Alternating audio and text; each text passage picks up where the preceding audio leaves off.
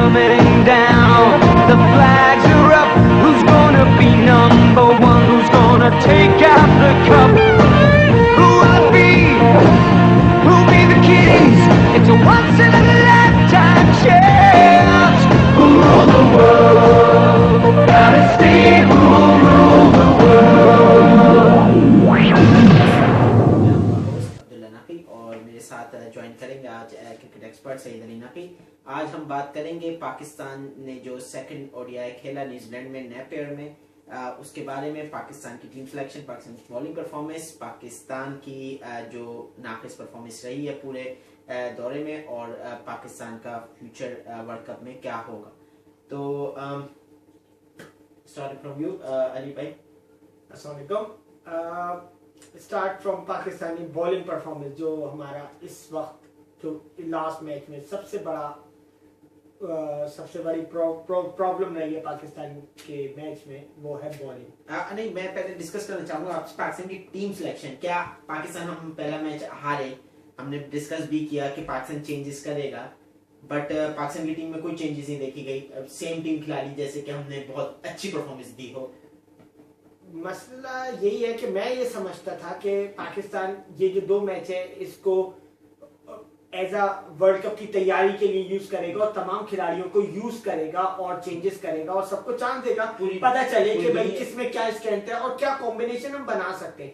Basically यही इन 2 या 4 matches का जो हमें मिले हैं उसमें, क्योंकि हमने 4 साल में तो कोई तैयारी नहीं की है, तो हमने ये जो 4 मैचेस थे हमें इसमें तैयारी करनी थी, लेकिन हमें नहीं लगा, हमें लगा कि जिद्दी हैं, जो समझ आ गया वही खिलाएंगे। तो टीम सिलेक्शन मेरे हिसाब से तो पाकिस्तान को वहाब रियाज को डालना चाहिए था, पाकिस्तान एहसान आदिल को निकालना चाहिए था, बिलावल भट्टी को जैसा आपने कहा कि वो खत लेकर आए थे तो वो नहीं निकल सकते थे। चले उस पे फिर पाकिस्तान की bowling performance pathetic as usual, वो सबको नजर आ रहा है कि कोई भी बॉलर आ रहा है। मैं कल अखबार पढ़ रहा था, मैंने देखा वकार यूनुस साहब की कोचिंग में सारे बॉलर्स ने 50 से ऊपर 8 मैचेस खेले तो 6 मैचेस में 50 से ऊपर रन दिए, तो बॉलिंग तो आपकी वैसी ओपन नजर आ रही है।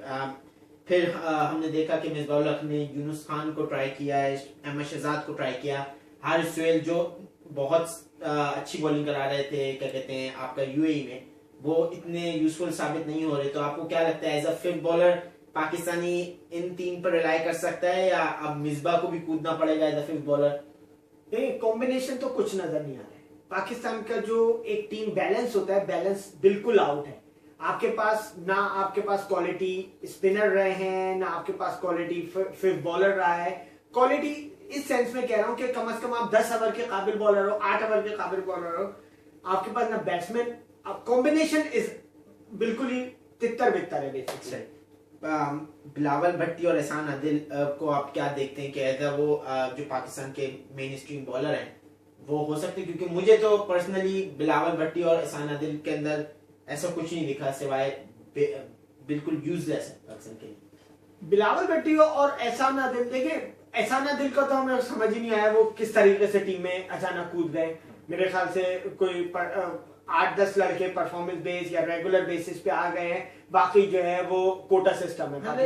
मुझे भी नहीं समझ आया, ना उनकी पेस है, ना उनके पास स्विंग है, ना उनके अंदर बॉडी लैंग्वेज है कि उनको कुछ खेलना है, और कैच भी छोड़ा उन्होंने। टेलर का गालिबन 25-30 पे 56, तो आधे रन तो मेरे ख्याल से टेलर ने उस कैच के बाद बनाए, क्योंकि एहसान आदिल प्रीवियसली कोई मैच नहीं खेले थे, यानी कि उनको न्यूजीलैंड के खिलाफ कोई नहीं खिलाया, कुछ भी यूएई में इनको नहीं लिया गया, और सुहेल तनवीर को खिलाया गया, बाकी बॉलर्स को लिया, और एकदम से ऑल ऑफ द सडन एहसान आदिल का नाम आ गया 15 स्कोर में। तो ये बेसिकली क्या कहते हैं सट्टेबाजों के लिए होता है क्या कि जो खिलाड़ी को ऊपर स्टेक नहीं लग रहे, क्योंकि मोस्टली लोग समझ रहे थे कि सुहेल तनवीर आएगा 15 में, और एकदम से एहसान आदिल आ गया ऑल ऑफ द सडन कहीं से कूद कर। देखिए आप जहां तक सुहेल तनवीर या एहसान आदिल या XYZ किसी बॉलर की बात करते हैं, क्वालिटी बॉलर्स तो नहीं है।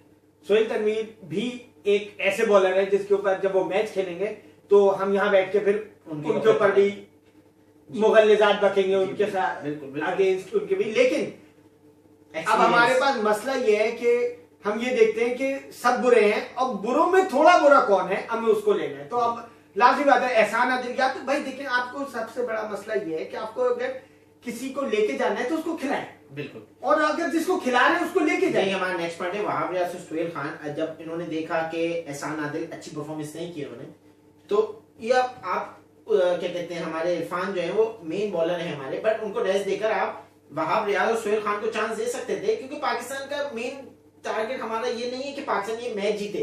पाकिस्तान की ओवरऑल परफॉर्मेंस नहीं देख रहे हम, पाकिस्तान की इंडिविजुअल की परफॉर्मेंस दे सकते हैं। मेरा जहां तक मैनेजमेंट का और टीम सिलेक्शन का ताल्लुक है बॉलिंग को लेकर, मैं ये जानता हूं अब हमारे पास ये इस टाइप से जो हम खेल रहे हैं, ये हम एक्सक्यूज पैदा कर रहे हैं आफ्टर वर्ल्ड कप कि हमारे पास जुनैद खान इंजर्ड हो गए थे और उमर गुल इंजर्ड हो गए थे और हमने बैकअप नहीं बनाया था और ये नहीं हुआ था और हमारे पास मैचेस कम मिले थे। लेम एक्सक्यूजेस हमारे पास कोच और कैप्टन के पास बहुत है। जैसे आपने उमर गुल की बात की, उमर गुल अभी बॉलिंग करा रहे हैं गालिबन डोमेस्टिक में मैच खेलकर और विकेट भी ले रहे हैं, तो मुझे समझ नहीं आता उनकी सिलेक्शन का। हमारा नेक्स्ट पॉइंट है पाकिस्तान की बैटिंग परफॉर्मेंस।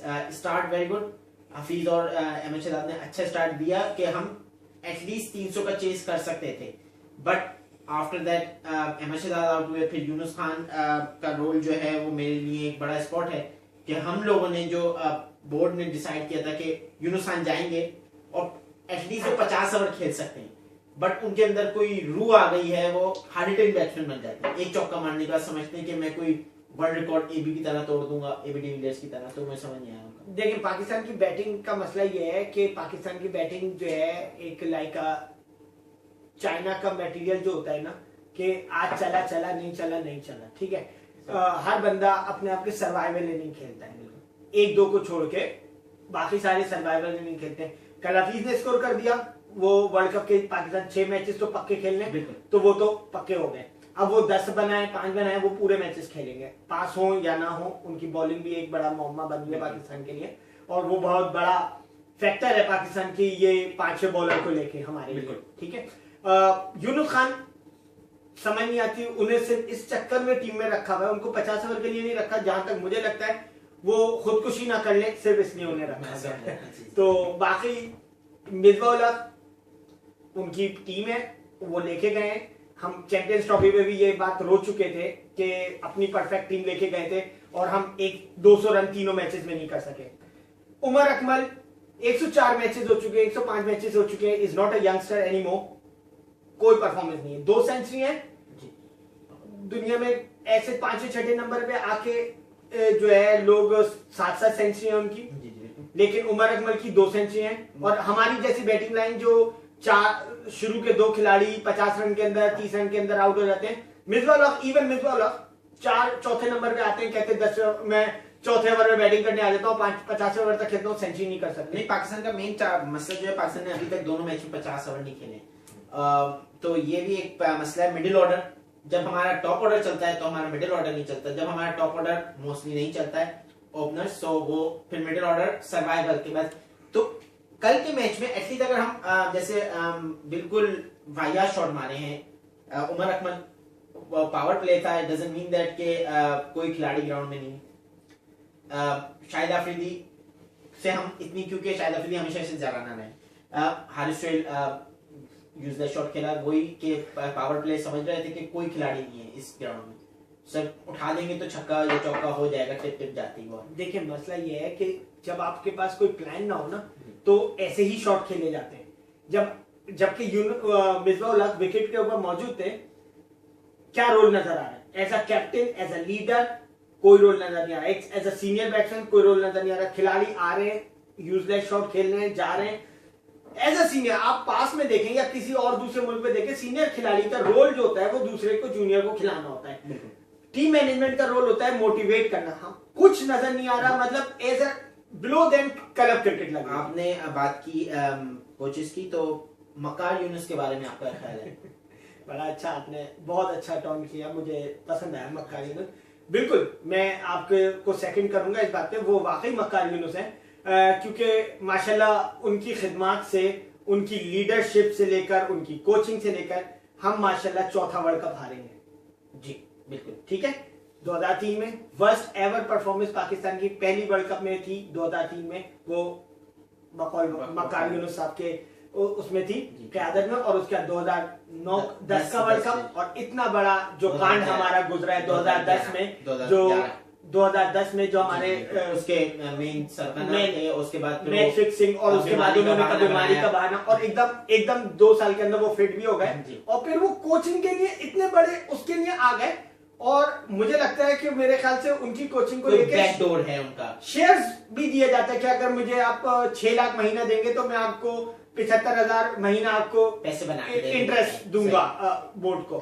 बिल्कुल आपने सही कहा वकाल, हमारे पास टाइम शॉर्ट है प्रोग्राम का, हम डिस्कस करेंगे। जुनैद खान अभी इंजर्ड हो गए, खबर आई है, तो जुनैद खान का रिप्लेसमेंट आप बिलावल भट्टी को देखते हैं, या आप कोई और कहीं से कोई आएगा ऐसा जो हमें चौंका देगा? देखिए इस वक्त तो हम सिर्फ बिलावल भट्टी को इसलिए जाहिरी तौर पे, क्योंकि अभी खबर आई थी कि वो बिलावल भट्टी उस जहाज में ट्रेवल करके सिडनी चले गए हैं, और टीम मैनेजमेंट परेशान तो है, उसको अकेला तो नहीं छोड़ के जा सकते? तो मतलब अब ये नहीं पता ना अभी, यानी तो उसको अकेला छोड़ जाते हम हैं? खबर ये है जी। कि वो जा रहे हैं, लेकिन तो जाएंगे तो ना, हाँ, कहीं को ये बात अकेला आपकी पाकिस्तानी बात बिल्कुल को सही छोड़ है, के चले गए। बिल्कुल बात सही है, लेकिन वो ट्रेवल कर चुके हैं। लेकिन मेरा नहीं ख्याल है, जो मैंने अभी खबर देखी कल से लेकर अब तक, तो 2 से 3 नाम मेरे जहन में आए, सुनने में आए जी, जल्दी से हैं। आप- एक आपका सोहेल तनवीर ककड़ी, दूसरे जो है क्या नाम है अपना उमर गुल का भी कह रहे हैं कि उमर गुल का शायद नाम है और वो फिट है, और तीसरे नाम मुतालिबन वो क्या नाम है उन बॉलर का,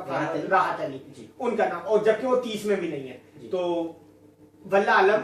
मैंने देखा सुना है कि मोहम्मद शमी का भी नाम, क्योंकि ड्यूरिंग प्रोग्राम जो 2-3 महीने पहले वकाल ने प्रोग्राम किया था, तो मोहम्मद शमी का नाम लिया था कि वो उनको अपने डाल सकते हैं उसमें, क्या कहते हैं, पूल में डाल सकते हैं। अच्छा, मोहम्मद शमी, हाँ मोहम्मद शमी का भी इस वक्त पाकिस्तान की सिचुएशन ये है कि मेरे ख्याल से लॉटरी निकलेगी इस वक्त, या पर्ची फिर डालेंगे 4 बंदों की, 2 और चीजें हो सकती है। मुझे लगता है कि टीम मैनेजमेंट या तो लॉटरी निकालेगी कि 4 नाम डाल दे जिसका नाम निकला है, या फिर उनसे डील करेगी कि हमें कितना परसेंटेज मिलेगा। ये मेरी अपनी जाती राय है। Thank you very much. हम बस अब प्रोग्राम का इख्तिताम करेंगे, और इंशाल्लाह आपसे मुलाकात होगी वर्ल्ड कप के वार्म अप मैचेस में। तो जब तक के लिए हमें इजाजत दीजिए, सईद अली नकी को और सईद अब्दुल नकी को। अल्लाह हाफिज।